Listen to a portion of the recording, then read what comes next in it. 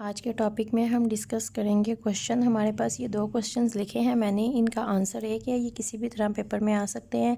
या तो आपसे पूछा जाता है what are ortho and para directing groups, या फिर पूछा जाता है एक्सप्लेन ओरिएंटेशन इन बेंजीन और इलेक्ट्रोफिलिक सब्स्टिट्यूशन रिएक्शंस। अगर आपसे ओरिएंटेशन पूछा जाए तो फिर आपने जो नेक्स्ट हमारा है मेटा डायरेक्टिंग, उसको भी एक्सप्लेन करना है। ये एक लॉन्ग क्वेश्चन आएगा आपके पास 5 मार्क्स का। अगर आपसे सिर्फ आर्थो और पैरा डायरेक्टिंग ग्रुप्स के बारे में पूछा जाए तो फिर आप सिर्फ आर्थो और पैरा डायरेक्टिंग ग्रुप्स के बारे में ही बताओगे। तो सबसे पहले आर्थो और पैरा डायरेक्टिंग ग्रुप्स को डिस्कस करने से पहले हम एक पॉइंट डिस्कस करेंगे जो कि हमारे पास आता है इलेक्ट्रॉन डोनेटिंग ग्रुप्स। अब इलेक्ट्रॉन डोनेटिंग ग्रुप्स हमारे पास कौन से होते हैं, नेम से ही आपको पता चल जाएगा। इसमें हमारे पास वो सारे ग्रुप्स आएंगे जो कि इलेक्ट्रॉन डोनेट करते हैं। अब इलेक्ट्रॉन डोनेट कौन से ग्रुप कर सकते हैं, वो सारे ग्रुप्स जो कि होंगे इलेक्ट्रॉन रिच सेंटर, जिनके पास खुद इलेक्ट्रॉन बहुत ज़्यादा होंगे, सिर्फ वही ग्रुप्स इलेक्ट्रॉन डोनेट कर सकते हैं। मतलब कि जिनके ऊपर होगा नेगेटिव चार्ज। और नेगेटिव चार्ज की अगर आप एग्जांपल लो तो आपके पास हैलोजेंस आ जाती हैं, जिसमें आपके पास है फ्लोरीन, क्लोरीन, इसके अलावा आपके पास ब्रोमीन है, आयोडीन है, हाइड्रोक्सिल आपके पास बहुत ही अच्छी एग्जांपल आ जाती है इलेक्ट्रॉन डोनेटिंग। ये सारे इलेक्ट्रॉन रिच सेंटर आते हैं आपके पास। ये सिंपलेस्ट एग्जांपल्स हैं जो आप इजीली याद कर सकते हो। इसके अलावा अगर बात की जाए CH3 की, तो ये भी हमारे पास एक इलेक्ट्रॉन डोनेटिंग ग्रुप आता है। अब ये इलेक्ट्रॉन डोनेटिंग ग्रुप्स को हम यहाँ पर क्यों डिस्कस कर रहे हैं, तो यहाँ पर हम ड्रा करेंगे बेंजीन को। अब आपको पता है बेंजीन को जब हम ड्रा करते हैं, इसके स्ट्रक्चर्स को आपने अच्छी तरह से स्टडी कर लिया है, तो हम इस तरह से यहाँ पर बनाते हैं रिंग। अब ये रिंग हम क्यों बनाते हैं, क्योंकि हमारे पास यहाँ पर रेजोनेंस है, ये पाई बॉन्ड्स हमारे पास रेजोनेट करते रहते हैं, तो हम इनको इस तरह से रिंग की फॉर्म में शो करते हैं। अब हमारे पास आर्थो पैरा डायरेक्शन तब आती है जब हमारे पास मोनो सब्स्टिट्यूशन हो जाती है। ये आपके पास आती है डाई सब्स्टिट्यूशन में, तो हम यहाँ पर लिखेंगे डाई सब्स्टिट्यूशन। अब डाई सब्स्टिट्यूशन सबसे पहले तो होता क्या है, डाई सब्स्टिट्यूशन हमारे पास ये है benzene ring, carbon number 1, carbon number 2, carbon number 3, carbon number 4, carbon number 5 and carbon number 6। अब ये जो बेंजीन के यहाँ पर 6 कार्बन्स हैं, ये हमेशा कहा जाता है ऑल 6 कार्बन्स आर इक्वल। ये 6 कार्बन जो हैं हमारे पास ये इक्वल हैं, सेम है, कोई भी यहाँ पर डिफरेंस नहीं है।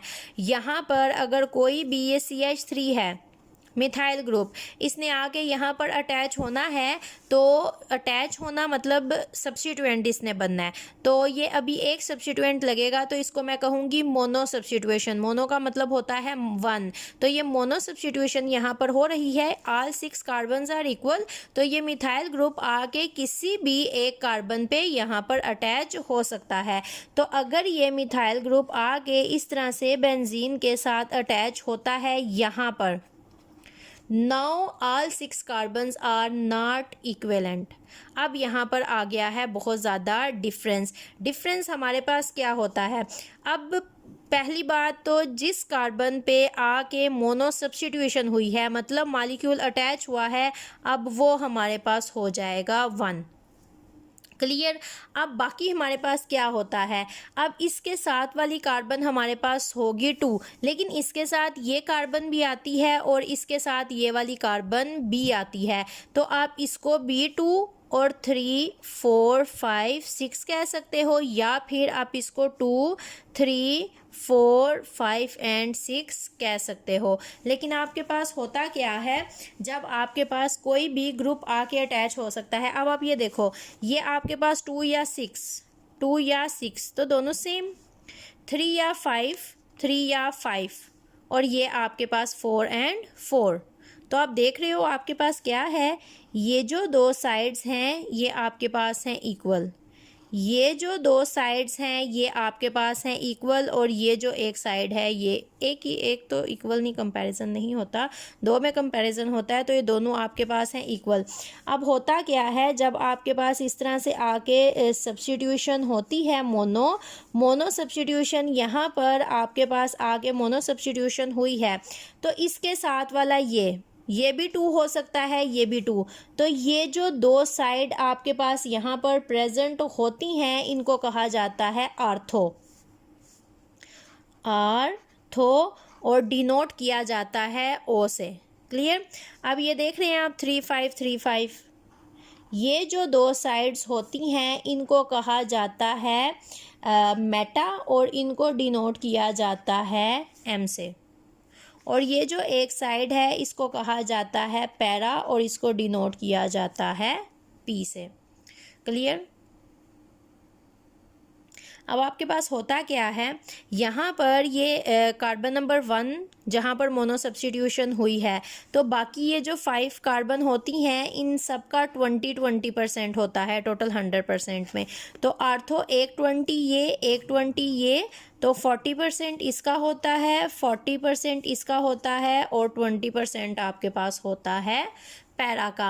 अब आपके पास क्या होना है, जब भी डाई सब्स्टिट्यूशन होनी है तो डाई सब्स्टिट्यूशन होने के लिए 3 पोजीशन होती हैं, या तो वो आर्थो पोजीशन पे होगी, या वो मेटा पोजीशन पे होगी, या फिर वो आपके पास होगी पैरा पोजीशन पे। अब जिस तरह से अगर हम इनका नेम लिखते हैं तो ये देखें, अगर मैं इसका नेम लिखूं तो ये तो सिंपल मेरे पास हो गई मिथाइल बेंजीन। क्लियर। अब यहाँ पर अगर एक और मिथाइल आता है और वो आके आर्थो पोजीशन पे अटैच हो जाए, तो पहला तो CH3 यहाँ पर लगा हुआ है, अगर डाई सब्स्टिट्यूशन होती है एक और CH3 आके यहाँ पर अटैच हो जाता है, तो इसको तो मिथाइल नहीं मैंने लिखा, क्योंकि हमें पता है मिथाइल जिस भी कार्बन के साथ लगा है मैंने उसी को 1 कहना है, तो यहाँ पर हम नंबर नहीं देंगे।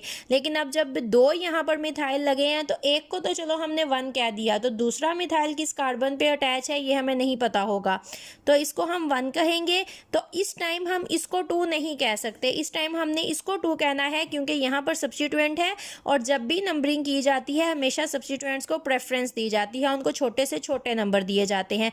तो 2 3 4 5 एंड 6। तो अब जब यहाँ पर नेमिंग होगी यहाँ पर मेरे पास आएगा 1।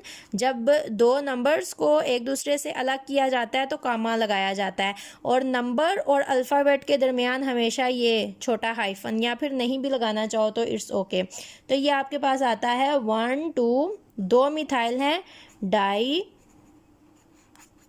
Methyl benzene. और अगर आपको ये लंबा लग रहा है, आपने आसान नाम लिखना है, तो आप सिंपल लिख सकते हो। जब आपके पास ये स्पेसिफिक नेम है, जब आपके पास एक CH3 होता है तो हमने उसका एक स्पेशल नेम रखा हुआ है टालोइन, हम उसको टालोइन कहते हैं। लेकिन जब आपके पास इस तरह से 2 मिथाइल ग्रुप आते हैं तो उसका भी हमने एक स्पेशल नेम रखा है, उसको हम कहते हैं ज़ाइलीन। दिस इज़ नॉट, ये एक्स है लेकिन इसको जब प्रोनाउंसिएशन होती है तो एक्स को जी कहा जाता है, और ये आपके पास बन जाता है ज़ाइलीन। तो आपको पता है कि आपके पास जब भी 2 मिथाइल होंगे तो वो ज़ाइलीन होगा, और आपने यहाँ पर अगर लिखा है O तो इसका मतलब है कि जो मिथाइल ग्रुप है वो आर्थो पोजीशन पे प्रेजेंट है। क्लियर।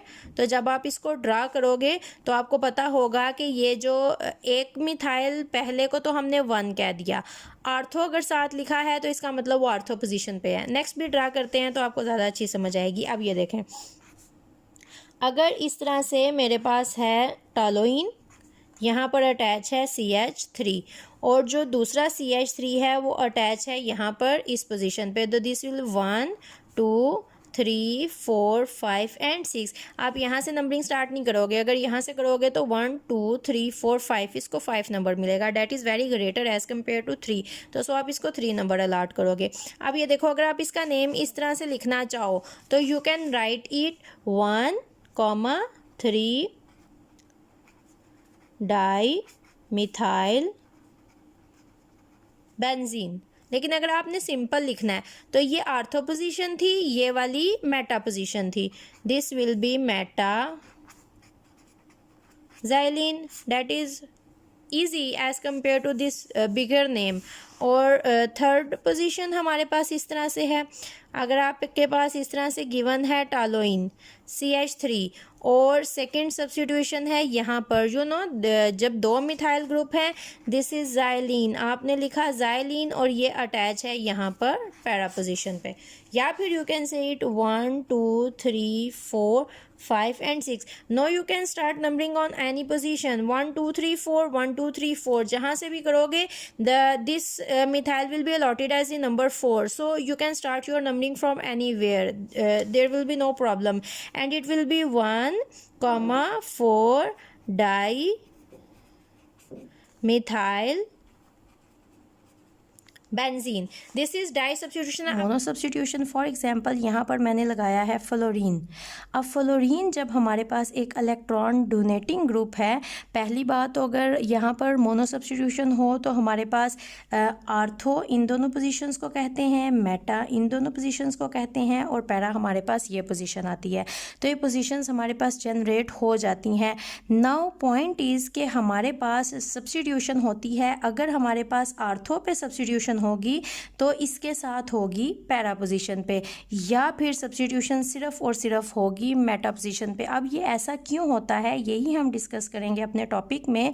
अब हमारे पास सब्स्टिट्यूशन या तो होनी है आर्थो और पैरा पोजीशन पे डाई सब्स्टिट्यूशन, या फिर हमारे पास होनी है मेटा पोजीशन पे. तो अभी का हमारा क्वेश्चन है ortho and para directing groups. Ortho और पैरा डायरेक्टिंग ग्रुप्स इसलिए कहा जाता है जब बेंजीन रिंग के ऊपर एक इलेक्ट्रॉन डोनेटिंग ग्रुप आके अटैच होता है. तो अब हमारे पास क्या होगा, ये हमारे पास है बेंजीन रिंग इस तरह से, ये यहाँ पर पाई बॉन्ड है, मतलब इलेक्ट्रॉन डेंसिटी यहाँ इस तरह से है. फॉर एग्जांपल यहाँ पर एक इलेक्ट्रॉन डोनेटिंग ग्रुप आके अटैच हो गया है. अब इलेक्ट्रॉन डोनेटिंग ग्रुप इसके पास इलेक्ट्रॉन डेंसिटी है, तो ये क्या करेगा, ये डेंसिटी को बेंजीन रिंग के अंदर डोनेट करना शुरू हो जाएगा.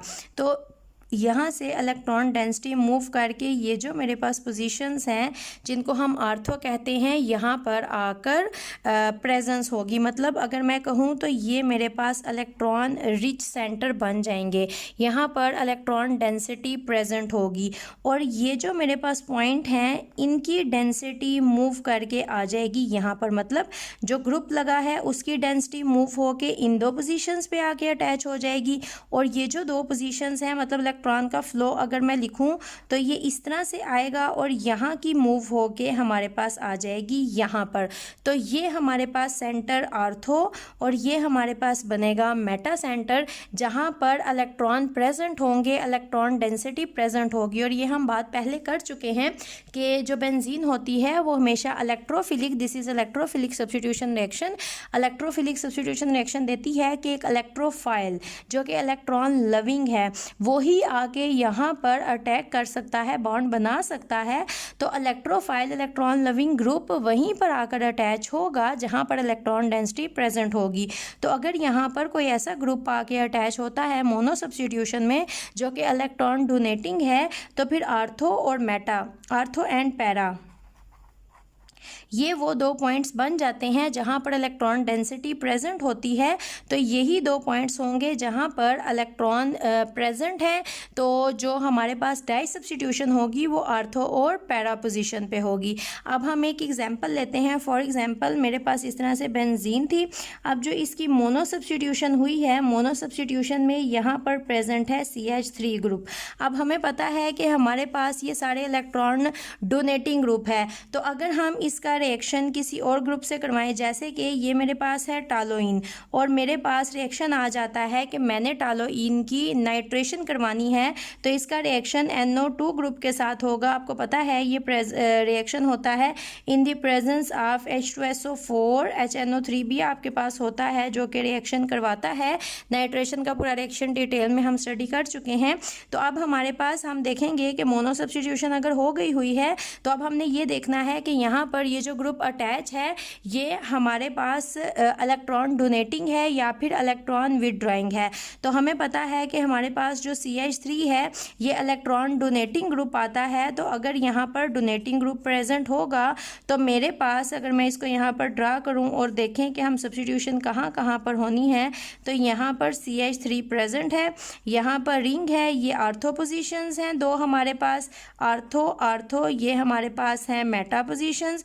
और ये मेरे पास है पैरा पोजीशन, तो मैं देखूंगी कि मोनो सब्स्टिट्यूशन में इलेक्ट्रॉन डोनेटिंग ग्रुप है, तो इलेक्ट्रॉन डोनेटिंग का मतलब है कि हमारे पास जो डाई सब्स्टिट्यूशन होनी है वो आर्थो और पैरा पोजीशन पे होनी है। तो जो सबसे पहला प्रोडक्ट यहाँ पर मेरे पास बनेगा वो प्रोडक्ट इस तरह से आएगा। अब इस तरह से हमारे पास आ जाता है कि हमारे पास टालोइन गिवन है और इस टालोइन की हमने नाइट्रेशन करवानी है। तो नाइट्रेशन में हमें पता है कि यहाँ पर NO2 ग्रुप अटैच होता है और NO2 ग्रुप की जो सब्स्टिट्यूशन होती है in the presence of HNO3H2SO4 की प्रेजेंस में होती है। अगर ये आपको नहीं पता तो आप बेंजीन की नाइट्रेशन दोबारा से स्टडी कर सकते हैं जो कि इसके रिएक्शन में गिवन है। तो अब हमने देखा कि हमारे पास यहाँ पर इलेक्ट्रॉन डोनेटिंग ग्रुप अटैच था, जिसकी वजह से जो हमारे पास डाई सब्स्टिट्यूशन होनी है वो आर्थो और पैरा पोजीशंस पे होनी है।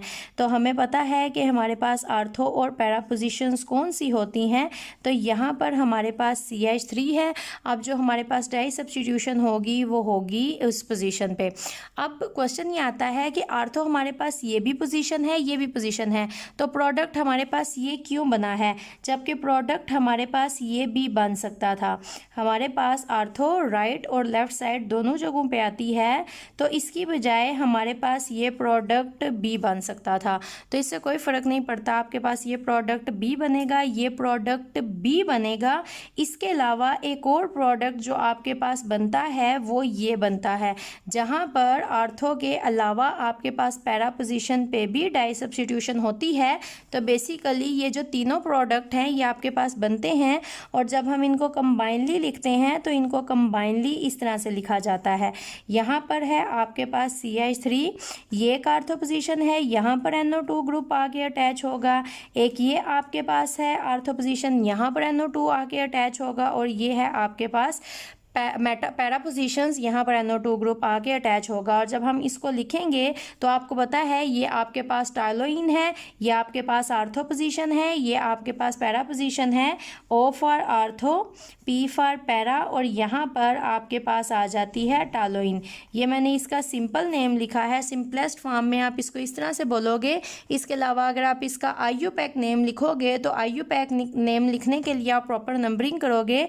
आपको पता है जहाँ पर मोनो सब्स्टिट्यूशन होती है वो आपके पास होती है कार्बन नंबर 1, तो यहाँ पर कार्बन नंबर 1 के वजह से इसका पेरेंट नेम तो हो गया टालोइन, तो इसको टालोइन लिख दिया।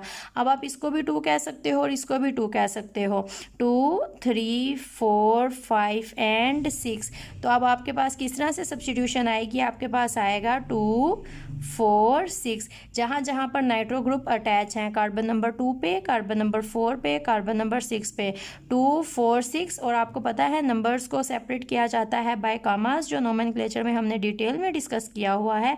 यहाँ पर ये इस तरह से आपके पास आएगा 1, 2, 3, तो ये आपके पास आ जाएगा ट्राई नाइट्रो टालोइन, ये इसका आ जाता है IUPAC नेम। इसके अलावा इसका एक कॉमन नेम भी है जो आता है आपके पास TNT, जिसको आपने पहले भी काफ़ी दफ़ा सुना हुआ है। और आपके पास एक जो शॉर्ट क्वेश्चन आता है वो आपके पास आता है पेपर में बहुत ज़्यादा, ड्रा स्ट्रक्चर ऑफ TNT। ये पेपर में बहुत ही ज़्यादा पूछे जाने वाला शॉर्ट क्वेश्चन है। ये MCQs में पूछा जा सकता है। आपके पास स्ट्रक्चर ड्रा किया जाता है, पूछा जाता है स्ट्रक्चर ऑफ, नीचे MCQs दिए जाते हैं, या फिर पूछा जाता है स्ट्रक्चर ऑफ TNT इज़, तो नीचे आपके पास स्ट्रक्चर्स आते हैं जिनमें डिफरेंट स्ट्रक्चर ड्रा होते हैं और आपने करेक्ट को करना होता है सर्कल। तो ये आपके पास टालोइन के ऊपर जब 3 nitro group on ortho and para position attach होते हैं तो उसको कहा जाता है TNT। ये हमारे पास आती है आर्थो एंड पैरा पोजीशन। आपसे जब भी क्वेश्चन किया जाए what is ortho and para attracting group, तो आपके पास आंसर होगा जब भी बेंजीन की मोनो सब्स्टिट्यूशन होती है और वहां पर अगर इलेक्ट्रॉन डोनेटिंग ग्रुप अटैच हो जाएं तो इलेक्ट्रॉन डेंसिटी बेंजीन रिंग के अंदर की तरफ मूव करना शुरू कर देती है और जो इलेक्ट्रॉन रिच सेंटर बनते हैं वो आर्थो और पैरा बनते हैं। तो सब्स्टिट्यूशन उन्हीं पॉइंट्स पे होनी होती है जो इलेक्ट्रॉन रिच सेंटर होते हैं। तो इसलिए जो हमारे पास यहाँ पर सब्स्टिट्यूशन होती है वो आर्थो और पैरा पोजीशंस पे होती है।